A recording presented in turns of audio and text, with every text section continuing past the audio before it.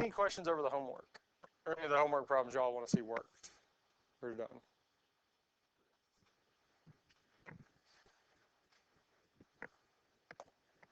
This here is the last part of Chapter 2. Chapter 2.5 is the last section we have, so this is wrapping up Chapter 2. Now, these here, I did re-give you all these formulas, the double angle, power reducing, half angle, product of sum angles. I gave these to you again. They're all on the review, or all on your reference sheet. So you have access to them there. I put them on here again just so that you have access to them here as well. So you have two different places that you can see these here. And we'll be using most of these here in this section.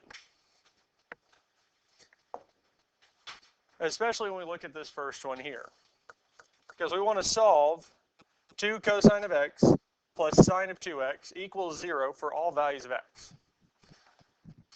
Whenever we solve anything or any of these here, we really need the equation to either be completely in terms of sine or in terms of cosine, tangent, cotangent, secant, cosecant. We need it all the same. Or at least have something we can factor out to make it two things multiplied together. There's something we need to do with it. And the first thing we can really use is our double angles formula, because we have sine of 2x. Now before, we've already had something like this here, because in the last chapter we solved one saying 2 sine of 2x equals the square root of 3, and we could solve from there. But the reason we can't do it here is because we have the cosine. Cosine plus sine of 2x. So we need to rewrite it. Now, according to our formula, well, sine of 2x is equal to 2 sine of x cosine of x. And this is helpful because if I replace this, sine of 2x, so we have 2 cosine of x, with 2 sine of x cosine of x, they now have something in common. Because now they do have a greatest common factor, which we can use to help solve this here. Because both of these equations do have a 2 in common, and they also have a cosine of x. So we can factor it out of both terms. If I factor 2 cosine of x out of 2 cosine of x, we have 1 plus the 2 factors out of our second term, the cosine factors out, so we're left with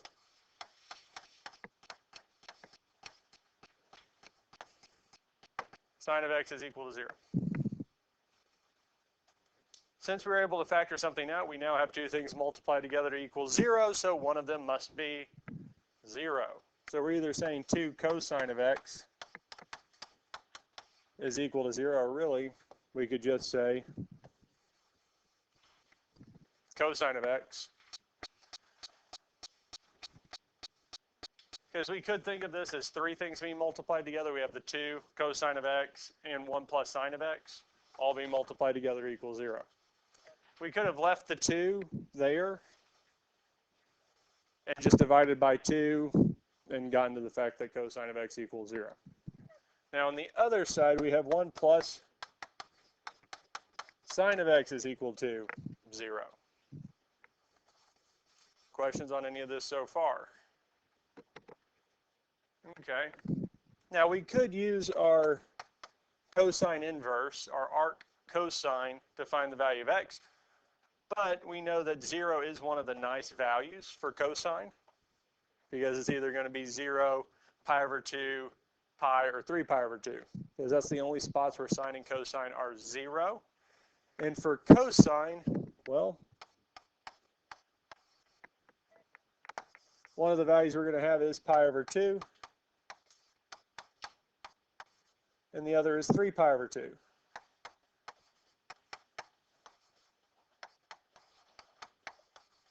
Now, because we're not restricted on what the values of the angles can be, because they can continue on, so we add our 2 pi in. However, These here, pi and 3 pi over 2, are pi units apart. They're straight across from each other. So we could just simplify this to say x is equal to pi over 2 plus pi n. Either one of these would work, and that's half of the answers. Or more like probably 2/3 of the answer. Any questions on this so far? So what we need to look at next is the other side, 1 plus sine of x. Well, we can subtract 1 from both sides, telling us sine of x is equal to -1. Unlike 0, sine of x equals -1, there's only one angle that works for this here. And that would be, because -1, y is 3 pi over 2. And then we still have our 2 pi.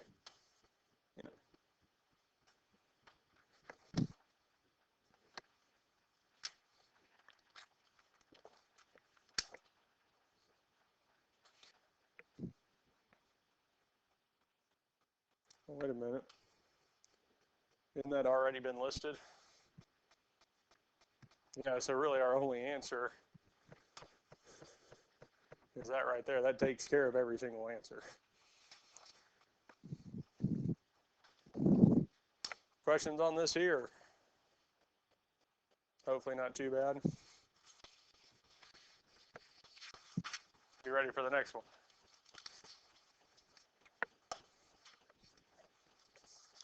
All right, so we want to solve cosine of 2x plus cosine of x equals 0. It would be very tempting to want to factor out cosine of x, but unfortunately we can't. Because cosine of 2x and cosine of x are not the same. They don't give us the same values. And you don't have to write this down. I'm just going to plug in a number for x. Let's say pi over 2. So here we'd have cosine of 2 times pi over 2. And the other one we'd have cosine of pi over 2. Well, cosine of pi over 2 straight up is 0. Here we actually have cosine of pi, which is going to be -1. They don't give us the same value, so we can't actually factor it out because they're not like terms. So we have to use one of our double angle formulas with cosine of 2x. And unlike sine, we have 3 different ones for cosine. Because we have that cosine of 2x minus is equal to cosine squared of x minus sine squared of x. We also have that cosine of 2x is equal to 2 cosine squared of x minus 1. We also have that cosine of 2x is equal to 1 minus 2 sine squared of x. We have 3 different versions of this here. Do we want the top one, the middle one, or the bottom one? Which one do we think would be more helpful? The second one. Because whenever we're solving, we want it to be in terms of the same thing. We want it to either be all sine, all cosine, and so on and so forth. I would use the top one, especially if I knew that I had plus sine squared somewhere, or somewhere we could combine that. But we don't. We just have cosine. So exactly, I would use the second one and replace cosine of 2x with 2 cosine squared of x minus 1 plus cosine of x is equal to 0. Because when we use this here, we now have it in all terms of cosine of x. We don't have 2x anymore inside either of the trigonometric functions, and it's all in terms of cosine. So we could rewrite this just to make it look a little bit nicer.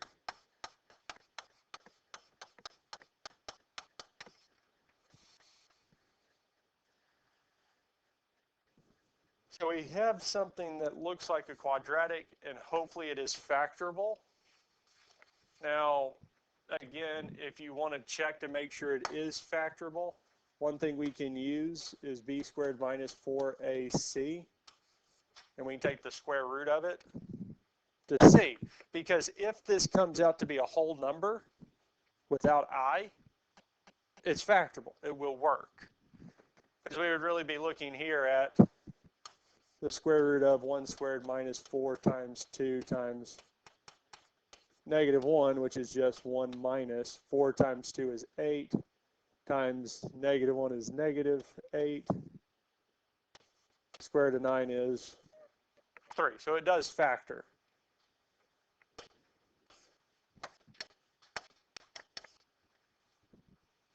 And again, the way that I do factoring is I set up our parentheses after we determined that there wasn't a greatest common factor. The third term being negative tells me the signs are opposite, because if it was positive, the signs would be the same and match the sign of the middle term. Now we look at the factors of 2 cosine squared of x. We'll have 2 cosine of x and cosine of x. The factors of 1 are 1 and 1. I'm going to have to change the signs most likely, yes? Because if we multiply this out, we're going to do 2 cosine of x times negative 1, which would give us negative 2 cosine of x. 1 times cosine of x is plus cosine of x, which is going to give us a negative cosine of x. We don't want negative, we want positive.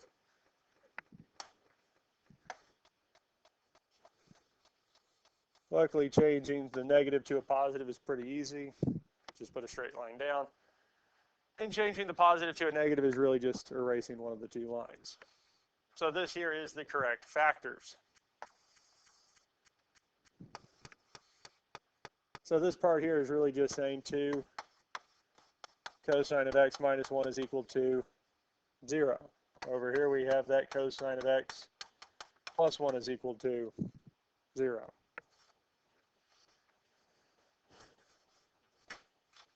So for the one on the right, cosine of x plus 1 equals 0, what would we do first? Subtract 1, yes? Which would cause those to cancel, just telling us cosine of x is equal to negative 1. On the other side, we would add 1,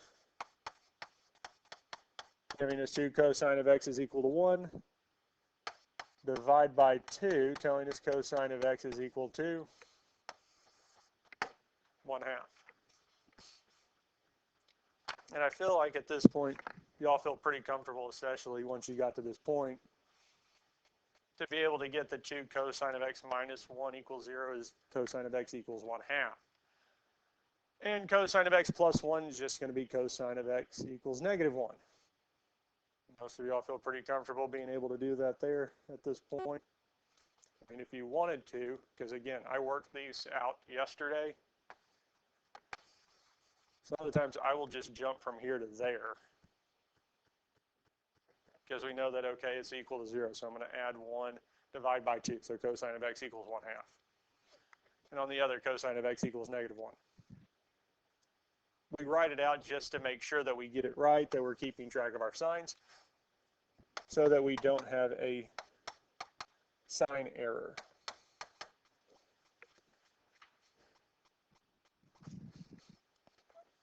So we have these here, and again, we can use our inverse trig functions to find out what value of x is, or we can use the unit circle, which is going to tell me that this is pi over 3 or 5 pi over 3.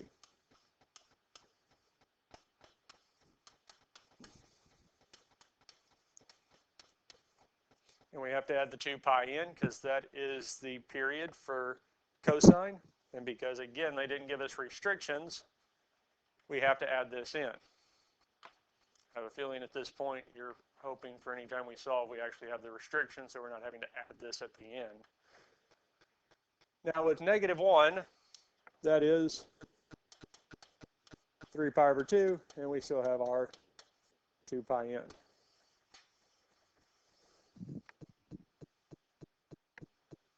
And we have this here.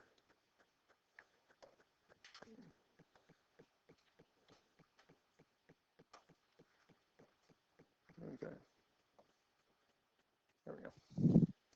Any questions over any of this here? Having double angles and solving is not as bad as it looked like it would be, because we're just manipulating those formulas.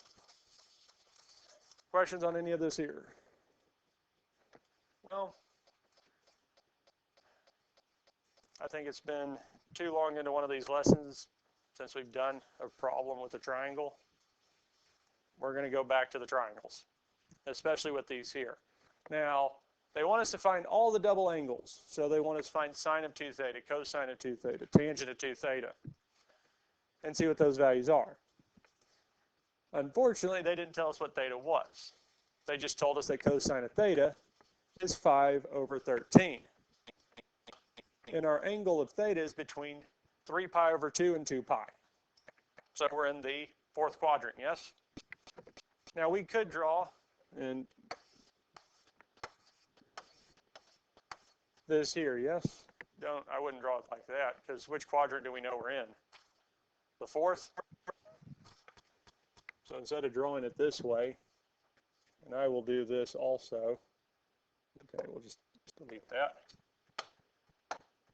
I will draw it like this here, because we're only in the fourth quadrant. So I'll make the fourth quadrant bigger so I can work with it a little better. Because if I only need one quadrant, I'm just going to draw that one quadrant. Now they told us cosine is 5/13. Cosine is adjacent over the hypotenuse. What would the other side be? 12. And it wouldn't be just 12, it would be negative 12, because we're in the negative y-axis. And we could have used Pythagorean's theorem to find that, saying that 5 squared plus b squared equals 13 squared. B squared, or just b, is the square root of 13 squared minus 5 squared, telling us b is 12. Now we know it's going to be negative because it is in the negative y-axis, so we get negative 12.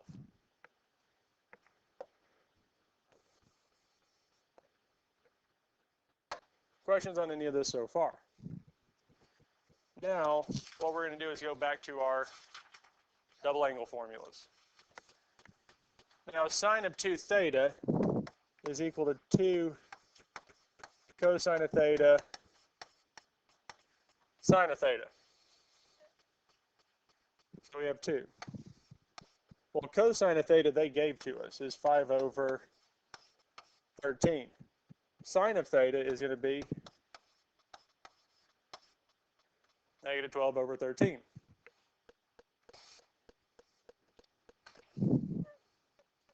Well, this point is, well, 2, 5/13, negative 12/13. That's all just a number.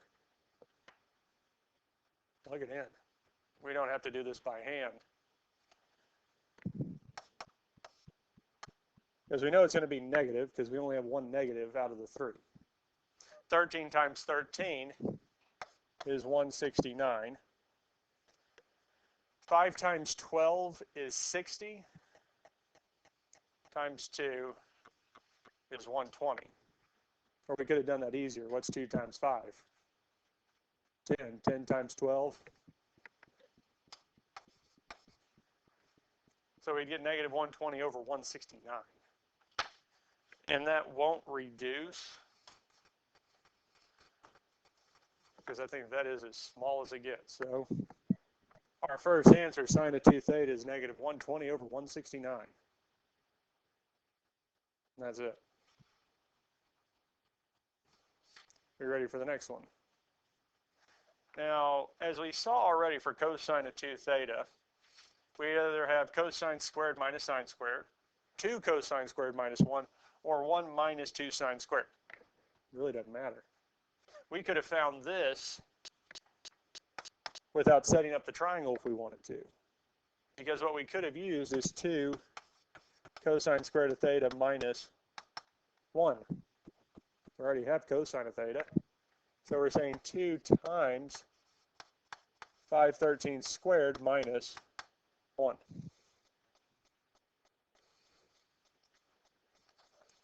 And again, you could type this in just at this point here. We don't have to simplify it at all.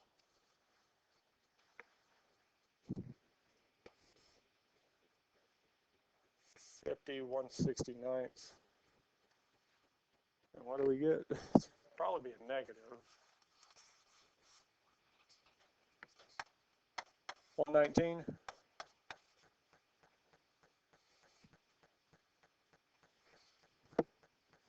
Because realistically, if we double that angle, we'll end up in the third quadrant. Because if that angle was, say, 60, times it by 2, we're at 120, negative 120 technically. So we'll be over in the third quadrant. Now the last one, tangent of 2 theta. Tangent, just like sine, only has one formula. So it's 2 tangent of theta over 1 minus tangent squared of theta.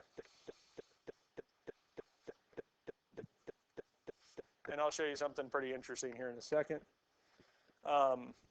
We can use the triangle to get this here. So tangent opposite over adjacent, so negative 12 over 5, and this is going to be negative 12 over 5 squared. And again, at this point, we can plug this into the calculator to figure out what this is. And we should get 120 over 119.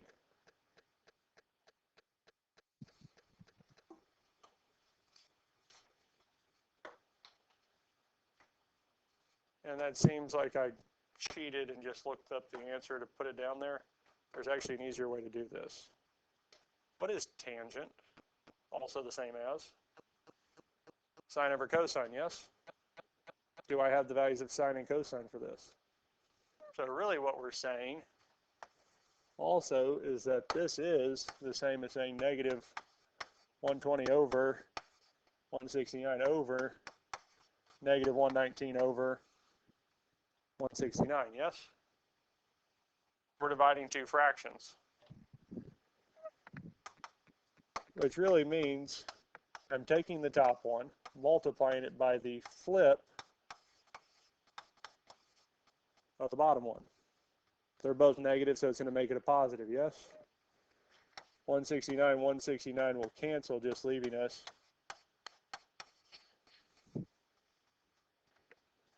120 over 119. Does that make sense?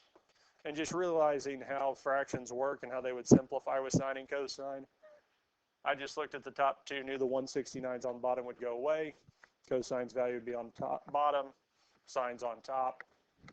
We got our answer. Questions on this here? Let's look at the next one.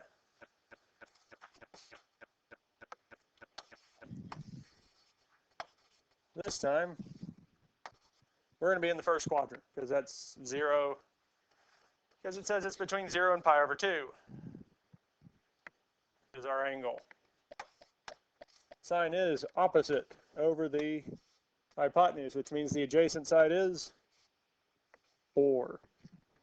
3, 4, 5. One of our favorite setups, or should be.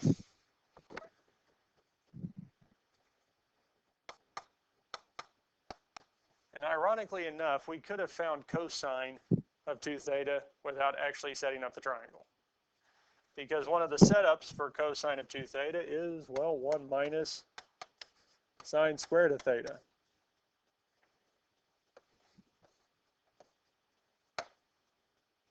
Which would just be 1 minus 3/5 squared.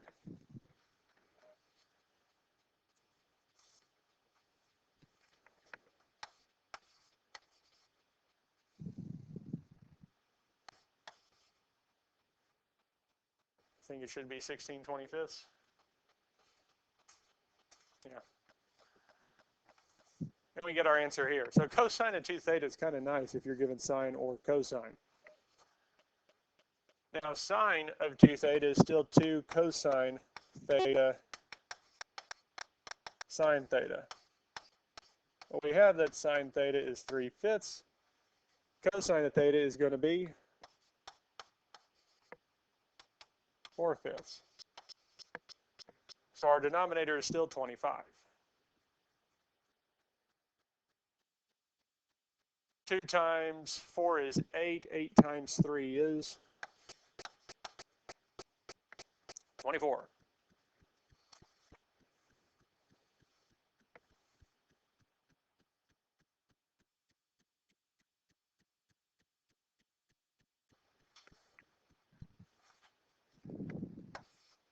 And lastly, tangent. We can use tangent of 2 theta, or we can just do sine over cosine. So we could put it in as 24/25 over 16/25, which is going to be 24 over 16, 12 over 8. What was it? 3 over 2. This one here is the first one that actually does reduce. So we get 1.5, 3 over 2. Questions on this here? Now, because cosine ended up staying positive, that just means whatever angle we had is less than 45 degrees. Because if it was 45 degrees, if we double it, it would get us to 90. So anything over 45 would put us into the second quadrant, which means cosine would have been negative. But that doesn't mean a whole lot. Any questions on this here? Okay.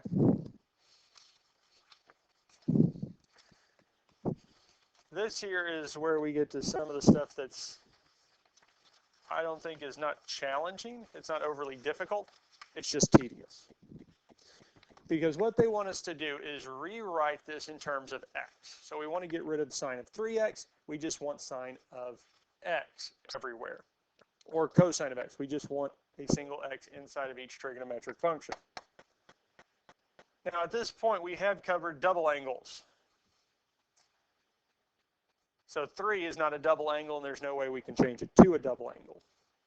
But I can say that it's the same as sine of x plus 2x.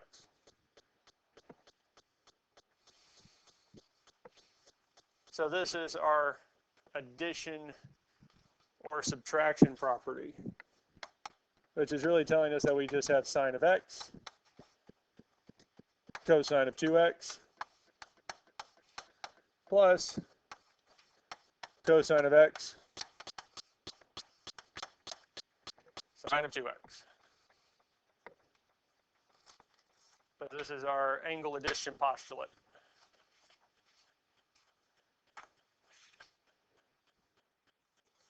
Questions on this here?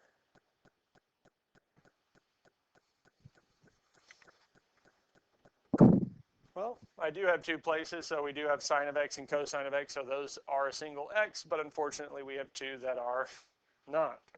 Now for the first one, cosine of 2x, we have several different ways we could rewrite this, and it really doesn't matter. So we could just stick with sine squared of x minus, nope, I got that flipped, cosine squared of x and minus sine squared of x, plus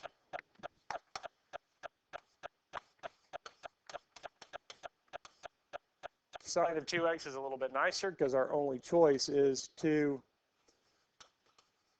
sine of x cosine of x. And it doesn't matter how we write it, because I think the rest of the ones I've done so far was 2 cosine of x times sine of x. Still the same thing.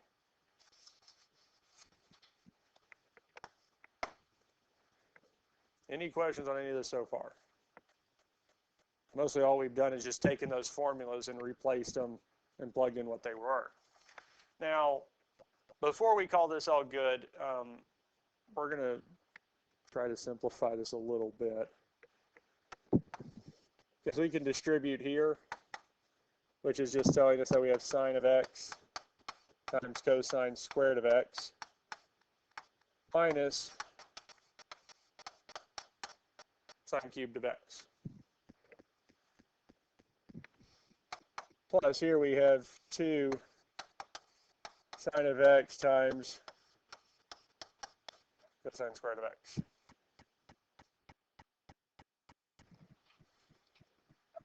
Well, that's kind of nice.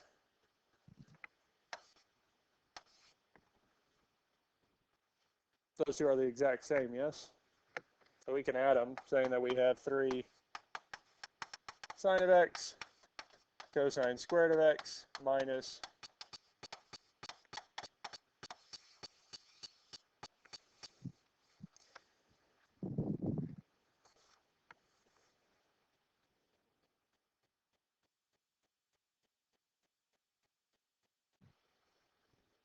and that's as simplified as it gets.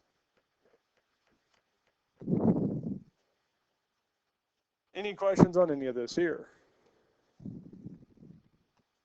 Not too bad. It's just a lot of manipulating, a lot of rewriting.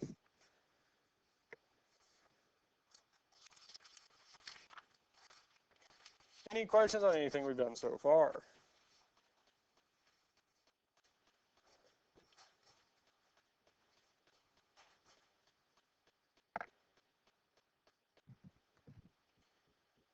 We ready for the next one?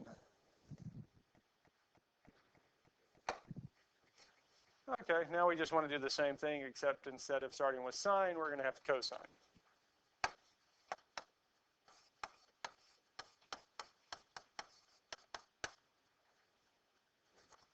So we're going to start this off the exact same way we started off the last one.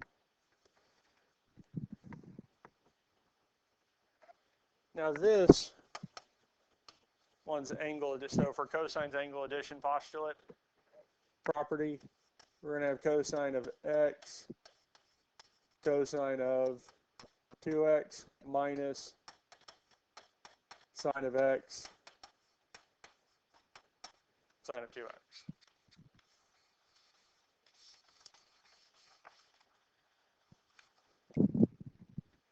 And again, just like the last one, we're almost there. We just have these two here that have our 2x. Now, luckily for us, what's nice with sine is that there's only one real setup.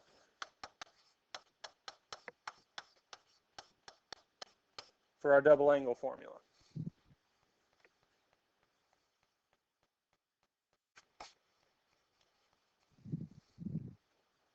For cosine of x, we can just pick one of them. Cosine squared of x minus sine squared of x. I'm just going to pick one, and I just picked the first one.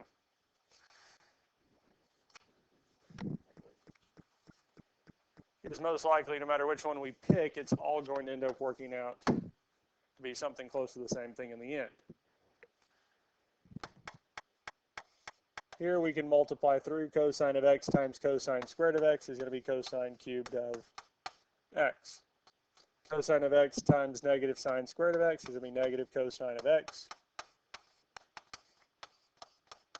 sine squared of x. We can multiply through with the second one. So we have minus 2 sine squared of x cosine of x.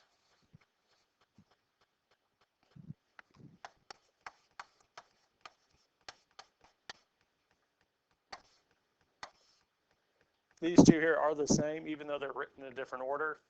Sine squared times cosine is the same as cosine times sine squared. So we can combine those, saying that we have negative 3. We can say sine squared of x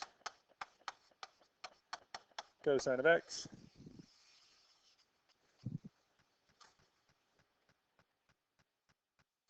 And that's it.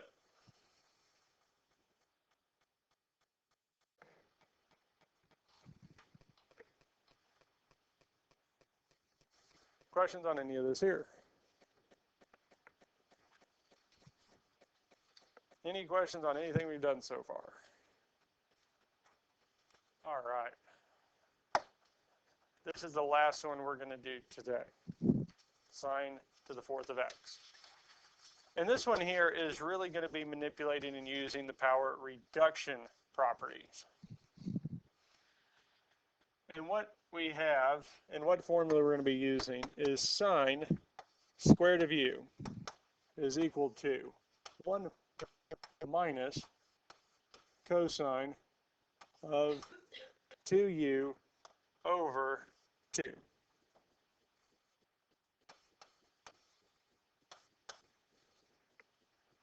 This here.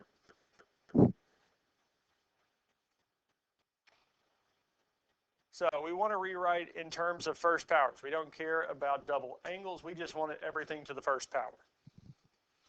And again, on these homework assignments, we're just wanting to get it to the first power. Now, we don't have sine to the fourth. We don't have a formula for sine to the fourth. But I can rewrite sine to the fourth as sine squared of x squared, because the powers to powers multiply. So this here would work. And what we can do with this here is now use this property, which means sine squared of x is our 1 minus cosine of 2u over 2 squared.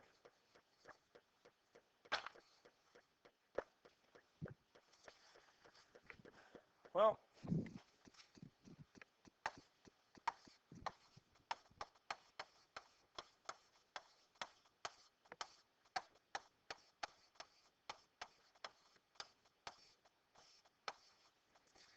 when we square something, we're saying that we're multiplying it by its self. I'm going to multiply the denominators first, because they're nice, they're easy. It doesn't take that long, because the denominators is going to be 2 times 2.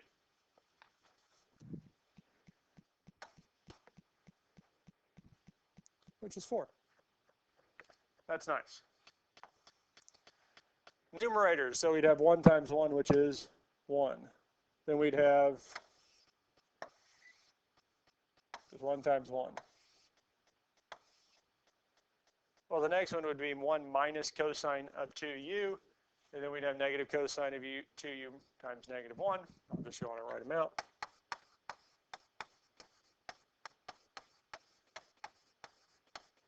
And lastly, negative cosine of 2u times negative cosine of 2u is plus cosine squared of 2u.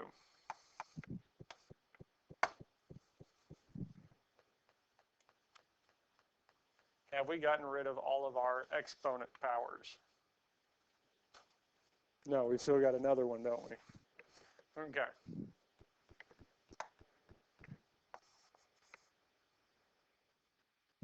Now to make this a little bit easier to work, so we're saying the numerator is being divided by 4, yes? Or we can say the whole thing, the whole top is being multiplied by 1/4, yes? We can pull that out. It's going to make it a little bit easier to work with. Well, I think it's a little bit easier to work with if we pull that 1/4 out, because cosine of squared of 2u, or cosine squared, I'll write this over to the side, square root of theta is equal to 1 plus cosine of 2 theta over 2. So if we leave this in here, because again, we're going to have to reduce that power, it means I'm going to have a fraction in a fraction, yes? So if I can get rid of that 4 out of the bottom and take it from being a fraction to having the fraction out front, it's going to make it just a little bit easier to work with. Now what we have left inside is 1 minus 2 cosine of 2u plus cosine squared of 2u. Any questions on how we got to this point here? Not too bad? Well, we're going to replace cosine squared of 2u with our formula here. So we're going to have 1/4 of 1 minus 2 cosine of 2u plus, here we're going to have 1 plus 2 on bottom, cosine of, what's going to be inside those parentheses? Because it's not 2u, 4. Because what's our angle we're starting with? 2u, yes? And what's going inside here? 2 times that angle. So we have 2 times 2 theta. And our 2 times 2 theta, or 2 times 2u in our case, should be u, is really going to give us 4u. So what we have is 1/4 times 1 minus 2 cosine of 2u plus 1 plus cosine of 4u all over 2.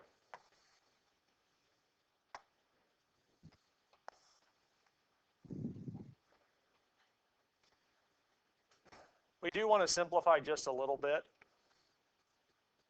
Now there's 2 ways we can do that. One is we can multiply that 1/4 back through to try to make this easier to work with, or the other is to pull that fraction out. Because what I could do, and what the book I think would also suggest, is that we factor out 1/2 from all these terms here. And the easiest one to factor it out is the last one, because we are left with 1 plus cosine of 4u.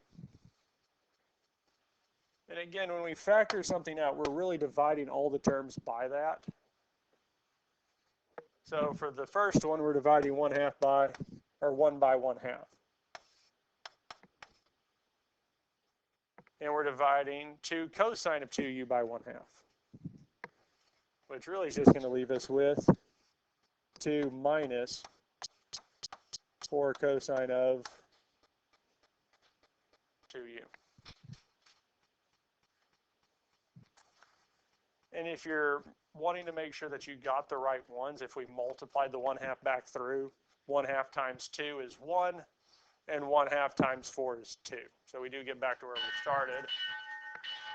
And just to finish this up, we would multiply the 2 in front. 2 and 1 inside is 3 minus 4 cosine of 2u plus cosine of 4u, and we are finished. We are finished for today. I am going to be nice and not give you the one that's wanting you to reduce sine to the 8th power for homework. Because essentially we would do what we just did here, but you got to do it like 1 or 2 more times. It's not very nice.